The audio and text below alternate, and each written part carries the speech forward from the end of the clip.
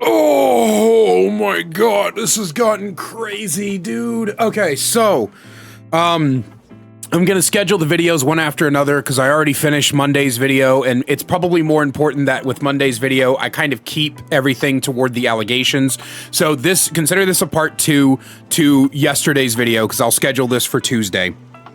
But DBD competitive, the DBDC, the DBD comp's in fucking shambles. It's absolutely in shambles, and it's ridiculous, and holy fucking Christ, we've got a lot to get through. Let's not waste any time, because good fucking God, we have so much that we have to get through. So, if you remember from yesterday, if you remember from yesterday's video, we went over this document that Deadly Naya, a DBD content creator and Twitter personality, posted yesterday. Now, the only thing that we need to know from this is we can see from the DBD comp, we can see a follow-up reply to the original post. DBD Comp Alliance, there's word going around that some of you were aware of what was going on and did nothing. Do an internal investigation and do better. Monitor your adults and their interactions with your young participants, which is also something that I brought up yesterday when I was talking about how there needs to be stricter regulations on the DBD Comp Alliance, and there's way more that we're going to get into on that later on. But for now, what we need to know, what you need to know, is that Deadly Naya and several other people have stated that that members of the DBD Comp Alliance knew that this was going on. They were informed of it, and it wasn't until the document was made public, because remember, the document was originally private and originally sent to very few people, and it wasn't until the document was made public that all the DBD Comp Alliance people started coming out to talk on it. Insane. The reason I'm gonna tell you the reason now. Just know that there are several people that have talked about it. Now, Hens came in and said that he had personally only heard of it less than a day ago, and basically, Hens was saying like, hey, not all of us knew, it takes time to do an investigation, stuff like that. Then we move over to the Jane Romero, well, now she goes by Jane is Live. Jane is Live is a trans creator who has honestly been in her own fair share of controversies in the past. I particularly have a wariness of Jane is Live just because of some of the things that I've seen her do in the past. She had a very nasty habit of just throwing transphobia out to any kind of transgression, which as a trans woman, she does get a lot of transphobia. We'll actually see that a little bit later on in this video. But she does get attacked unnecessarily for her gender identity and the fact that she is trans. So she ended up basically going with Deadly Naya's word and saying that the DBD Comp Alliance basically did nothing when they knew that this was going on, and this is the knowledge that was known by a lot of people. Now, there are two major players involved in this, and why I'm bringing Jane into this, Direwolf and Savannah, who, if I am correct in what I am gathering, Savannah is Direwolf's life partner, like romantic partner. I don't know if that's true. That's what I'm gathering. That's what it seems like. Don't take my word for it, but these two are important to what we're talking about. You'll see that Direwolf is very concerned with we'll see that Direwolf is very concerned with his own personal image over anything, and we'll also see that Direwolf is kind of a really bad fucking liar and does not take this situation seriously at all. So Direwolf responds to this with, we had no information until yesterday and OTF was immediately removed. We are publishing a statement later. Please stop making horrible claims against involved people when you have zero insight and information another time when you cause this. And what Direwolf is referring to is, we'll see a little bit later, but Direwolf has this idea that Jane is constantly making comp players seem like they're evil. And I just want to say, on behalf of a casual player from the outside looking in, comp players do that shit well enough on their own.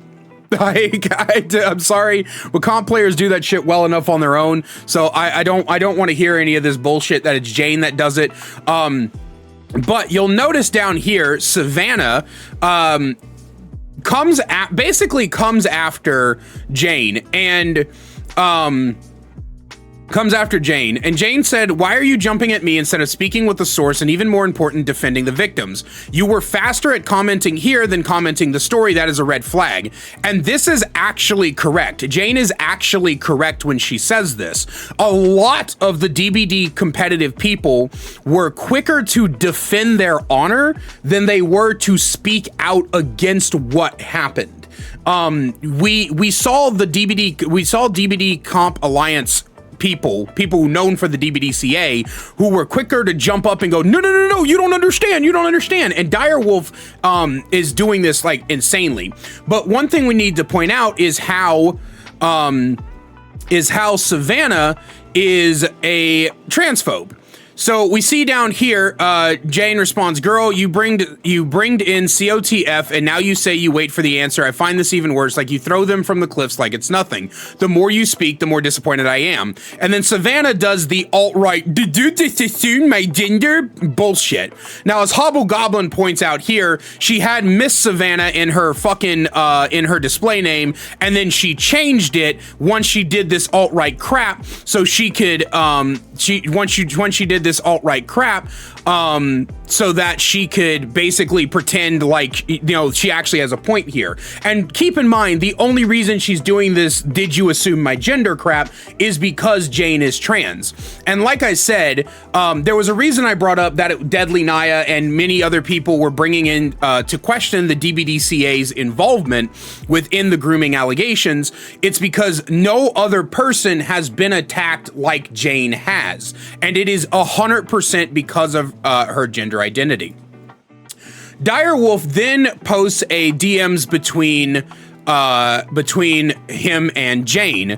He says, "Discussing with you is just senseless. You cause this every month." Jane says, "I don't, and you're targeting me because of my gender identity, because you follow Peterson. Stay away from me and take your responsibilities. You care only about yourself." Now, this accusation that Dyer follows Jordan B. Peterson is interesting, because if you don't know, Jordan B. Peterson is a known transphobe, like an absolutely abhorrent known transphobe, homophobe, racist. Jordan B. Peterson is a piece of shit. Carol, who we talked about last week, said, "I'm gonna be so for real. If you follow Jordan Peterson, you are a loser." And Jane isn't exactly wrong after Savannah's comments. "The context you've given seems so trivial and deflects from much larger fingers pointing at you and comp as a whole." And this is a great point to bring up, because like I said earlier, Dyer is really, really concerned with protecting his own skin, with trying to pretend like, or no, I'm not gonna say trying to pretend, because we have no evidence of who knew what. I'm gonna say that right now. We have no evidence of who knew what. But instead of coming out and denouncing people like Allison, the groomer from yesterday, and talking about how they're trying to assist the victims and all of this other stuff, he's basically playing a lot of, "I'm not the problem. I didn't do anything wrong. He's not talking about the right things, right? I think deflecting allegations from yourself is fine, but he's also not standing up for what is right, which is even more concerning.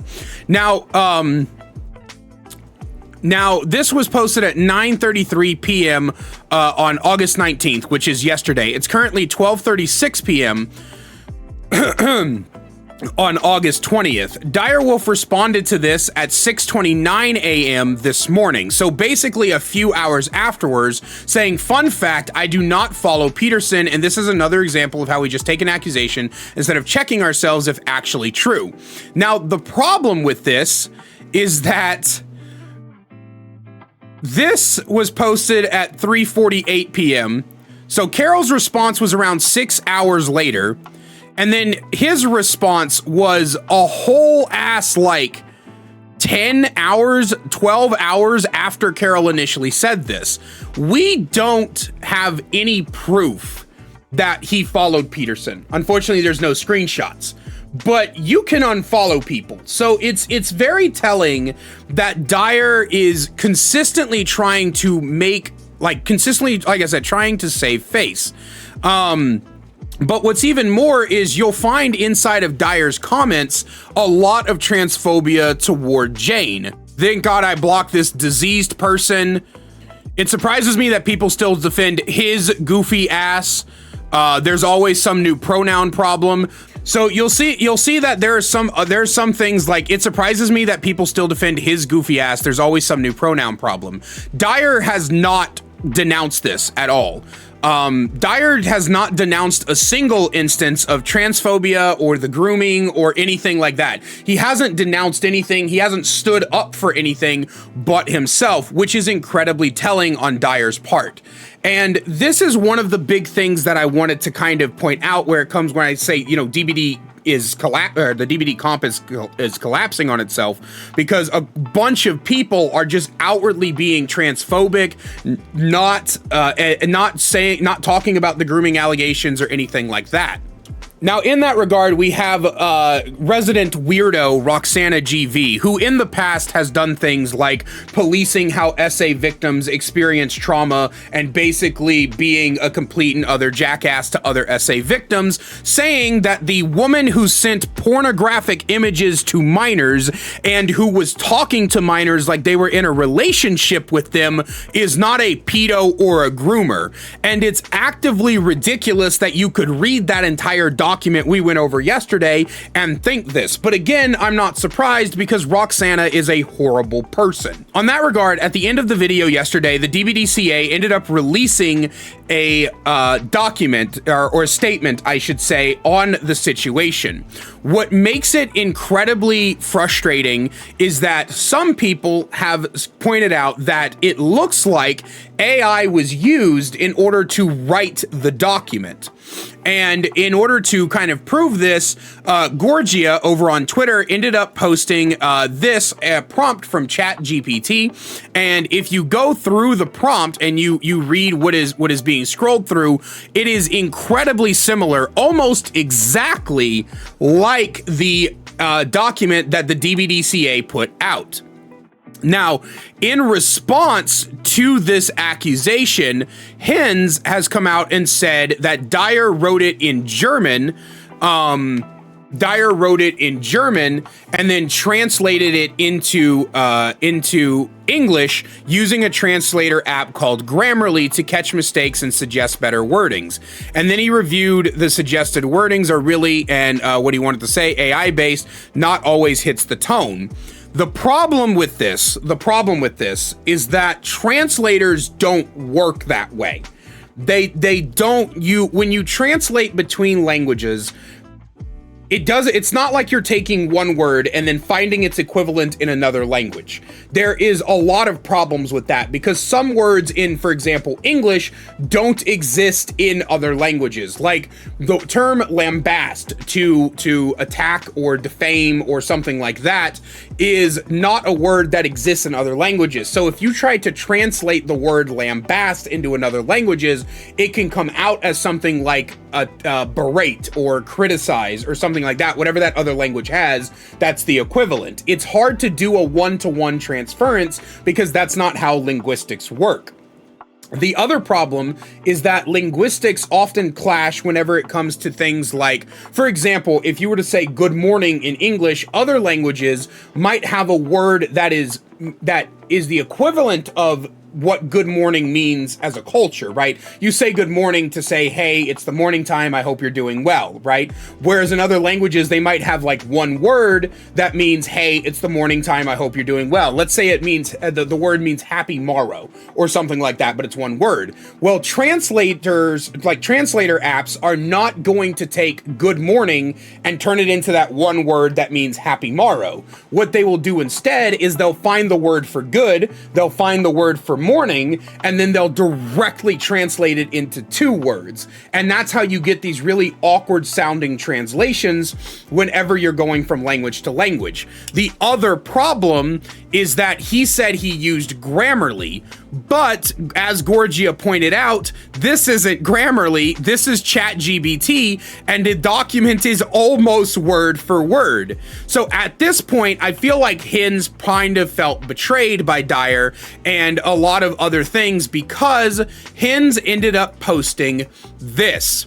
I'll be toning down my presence within the comp space and leave the comp alliance behind. I still stand behind the vision when it was initially created to create a more welcoming, open, and friendly space for people to enjoy a more competitive Dead by Daylight, but I have come to accept the reality is different and not everything you try works out the way you want it to.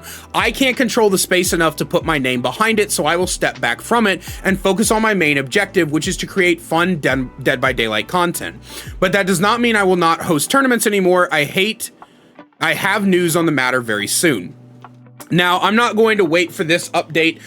This is just something that I wanted to point out. Basically, the Dead by Daylight Competitive Alliance has completely fallen apart. From the Groomer organization being completely disbanded before we even got the document, to Hens stepping back, to people like Direwolf, Savannah, and Roxana GV, who are all community managers within the DBDCA, all being transphobic, and, well, Roxana was the pedophile defender. We don't actually know the stance from Dire and Savannah because neither of them have actually taken a stance. They've taken way too much time to just defend themselves. None of them have actually released real statements and actually talked about and denounced things like the transphobia and the pedophile grooming and things like that. They're more worried about how everybody sees the DBDCA as they are to actively representing the DBDCA in a solidified way. And whenever these kinds of situations happen, you have to simultaneously defend yourself from the hearsay you think is happening, and you have to be able to denounce what is actively happening, which caused the hearsay to begin with. And this is something I was talking about in yesterday's video, where the DBDCA is not organized enough. There seemed to be no organization, no community managers, no communication at all, no sort of any kind of organization. What it looks like to me from the outside looking in is 4 groups of tournament organizers came together, and that was pretty much it. It's the equivalent of 4 guys saying, hey, let's make a podcast. They wrote up some rules in a document and then left it at that. They just didn't do anything else. They didn't actively have a real organization behind everything.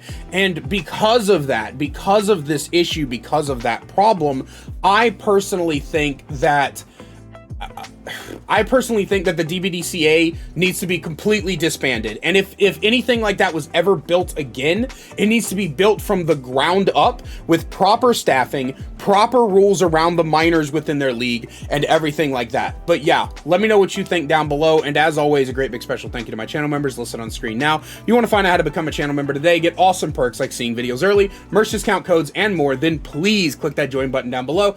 I appreciate you guys so much, and I'll see you in the next one. Holy shit! Need more Kaiser in your life? Well, I've got you covered. Check out my second channel, Kaiser Extras, where I upload full gameplays, stream compilations, me reacting to your Dead by Daylight clips, and more. We also upload a daily short with all the greatest clips from stream. We'll see you over there. Link is in the description.